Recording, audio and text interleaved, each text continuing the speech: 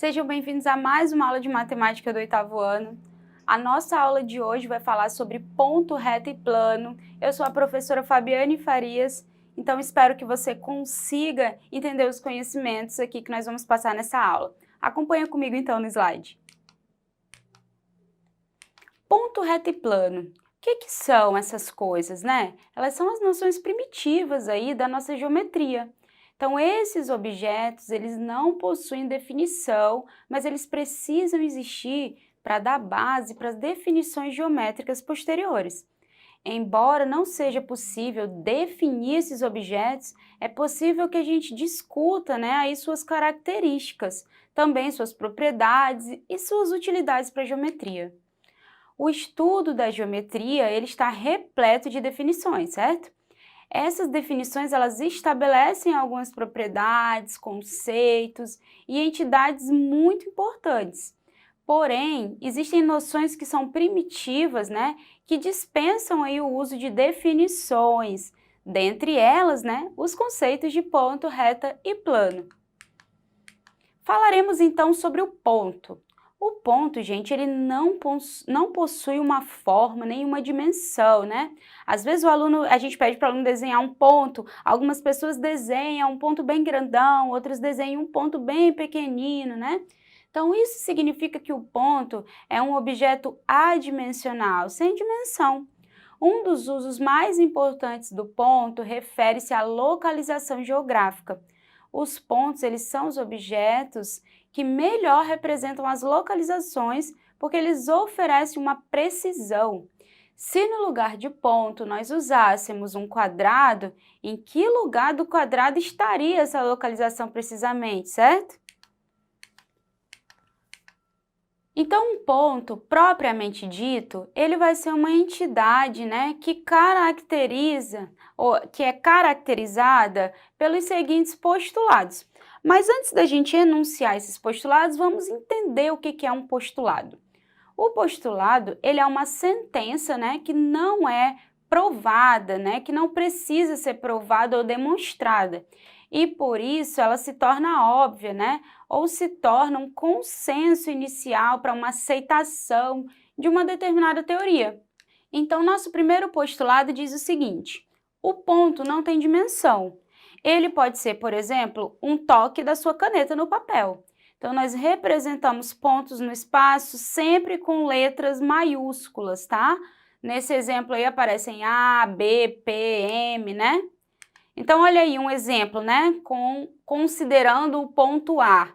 Então, por um ponto, passam infinitas retas, É o nosso outro postulado. Todo ponto que pertence a uma reta, ele vai dividir essa reta em duas semi-retas, das quais o ponto é a origem. Ainda nessa aula nós vamos entender o que é uma semi-reta. Aguarde um pouquinho. Falaremos agora de reta. As retas são conjuntos de pontos que não fazem curva. Elas são infinitas para as duas direções. Como esses pontos não estão no mesmo lugar, é possível medir a distância entre eles. Entretanto, como os pontos continuam não tendo dimensão ou forma, não é possível medir a largura de um ponto. Sendo assim, nós dizemos que a reta ela possui apenas uma dimensão, ou que ela é unidimensional, Ela possui apenas essa dimensão aí de comprimento. A reta também possui postulados. Observe a reta que aparece aí, a nossa reta R, como exemplo. Uma reta, ela não tem origem e nem extremidade, já que ela pode ser infinita para ambas as direções. Ela é representada sempre por letras minúsculas, por isso que a nossa reta R aí aparece com um Rzinho minúsculo. Uma reta, ela é ilimitada e infinita. Então, não é possível determinar o seu comprimento. Uma reta é um conjunto de infinitos pontos. E dois pontos distintos, ou seja, diferentes, determinam ou individualizam uma reta. Falaremos então do plano. O plano, ele é um conjunto de retas alinhadas, Observe aí nesse exemplo. E, portanto, ele também é um conjunto de pontos. Então, o objeto formado por esse alinhamento de retas é uma superfície plana que não faz curva e infinita para todas as direções. Se você pensar numa mesa, né? A mesa aí da sua casa, e pensar na parte que tampa essa mesa, né? Essa parte onde você se apoia aí, pode entender que isso aí é uma parte de plano, né? Como se fosse um pedaço de um plano, né? Que é uma superfície aí plana, né? E a gente entende como um pedaço de plano, porque o plano ele é infinito para todas as direções. Ainda falando de plano, em um plano é possível desenhar figuras que, além de comprimento, elas também possuem largura, né? A figura abaixo mostra um cubo, ó, sobre um plano. Note que a base desse cubo, que é um quadrado e possui duas dimensões, encaixa-se perfeitamente no plano, certo? Todavia, a profundidade desse sólido não é contemplada. Então, no plano, eu só consigo contemplar a parte plana desse cubo, né? Ou seja, uma de suas faces. Outro conceito primitivo que é caracterizado pelos seus postulados aí é o plano, né? Então, vamos enunciar alguns postulados. Observe um exemplo aí do nosso plano, né? Nosso plano alfa. Um plano ele pode ser formado por 3 pontos não colineares, né? Que são pontos que não estão sobre uma mesma reta. Ele sempre vai ser representado por letras gregas minúsculas, tá? Essas letrinhas aí que aparecem aí como exemplo, né? Essa aí que está no nosso plano é a letrinha alfa, né? Nós temos aí no exemplo a letrinha beta, a letrinha gama, tá? Ou por uma reta e por um ponto também fora dela. Então, ele pode ser formado por 3 pontos não colineares ou por uma reta e um ponto fora dela. Não se esqueça que nós lidamos com espaço, então este postulado ele é possível a partir disso. Então, um plano, ele pode ser formado por duas retas concorrentes também. O que são retas concorrentes? São retas que se tocam em um único ponto. Ou também por duas retas paralelas distintas, né? Retas paralelas são aquelas que não se tocam nunca. Distintas porque quer dizer que elas estão em locais diferentes, elas não estão uma sobre a outra, não são coincidentes. O que são semirretas, né, que nós falamos agora há pouco? As semirretas, elas fazem parte do estudo, né, dos estudos aí de geometria, né, e são retas que apresentam um ponto de origem. Então, esse ponto, ele indica o seu início, só que, no entanto, elas não apresentam um fim, tá? Ou seja, elas são infinitas para uma direção. Então, quando elas são representadas, as semirretas são indicadas por uma seta de um dos lados, que demonstram o sentido que não tem fim. Então, no exemplo a seguir, nós temos a semirreta de origem A, ó, que passa pelo ponto B, estão vendo aí? Então, essa semirreta é uma semirreta indicada aí, ó, por duas letras maiúsculas, né? A, B, quer dizer que ela parte de A e passa pelo ponto B. Por isso que a setinha está na direção aí, ó, saindo de A para B, certo? Para a direita, né? Então, ela tem um início, que é no ponto A, mas embora ela passe pelo ponto B, nós não conhecemos aí o fim dessa semirreta. Ela é infinita aí para essa direção aonde a setinha está apontando. Falaremos então sobre segmentos de reta.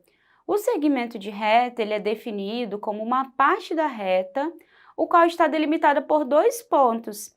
Então, no segmento de reta, eu conheço o início e o fim dele. Então, geralmente os segmentos de reta são representados dentro de colchetes, né? Nesse caso aí, nós apresentamos o segmento de reta AB, ou com um tracinho também acima das letras, né? Nós podemos representar dessa forma aí que aparece abaixo para vocês. Segmento de reta AB com um traço acima das letras. Isso indica que o segmento começa no ponto A e termina no ponto B. Observe aí que nós temos uma reta, né? Para mostrar que o segmento de reta é como se fosse um pedacinho de uma reta. Imagine que você pegue um barbante que as duas pontas estão interligadas, né? Ou seja, você não sabe onde esse barbante começa nem onde termina. Então, o que que você faz para tirar um pedacinho? Você vai lá com a tesoura, né? E você vai cortar em 2 pontos. Então, essa ideia traz para você aí, né? Remete à ideia de segmento de reta, como se você estivesse cortando um pedacinho de uma reta. Ainda falando sobre segmentos de reta, lembre-se que as retas, elas são linhas não curvas, né? Infinitas e, portanto, elas são representadas por setas nos dois lados, né? Nos dois sentidos. Então, elas são indicadas por letras minúsculas, que aí aparece no exemplo aí RST, né? Por exemplo. Já os segmentos de reta, eles são delimitados por 2 pontos distantes, né? Dentro da reta, os quais são indicados por letras maiúsculas, tá, gente? Então, na figura a seguir, os pontos A e B são chamados aí de extremidades dos segmentos de reta. Observe aí, ó. Nós temos a reta S, primeiramente, né? Aí nós temos o segmento de reta AB, que inicia em A e termina em B. E nós temos um exemplo aí também de semirreta, né? Que inicia em A, passa pelo ponto B, tá certo? Então, a semirreta AB. Por outro lado, né, então, as semirretas, elas são ilimitadas num sentido, uma vez que elas possuem um ponto de origem, como nós vimos aí no exemplo, que seria o ponto A. No entanto, elas não possuem um ponto que delimite o seu final, né, o seu fim. Então, sendo assim, as semirretas, elas são parte da reta, limitadas aí por um ponto. Então, por esse motivo, elas apresentam uma seta que indica a direção em que ela é infinita, né? Nesse caso aí, ela vai ser infinita, ó, depois que ela passar pelo ponto B, certo? Ou seja, na direção em que está caminhando, né, passando pelo ponto B, onde a setinha está indicando.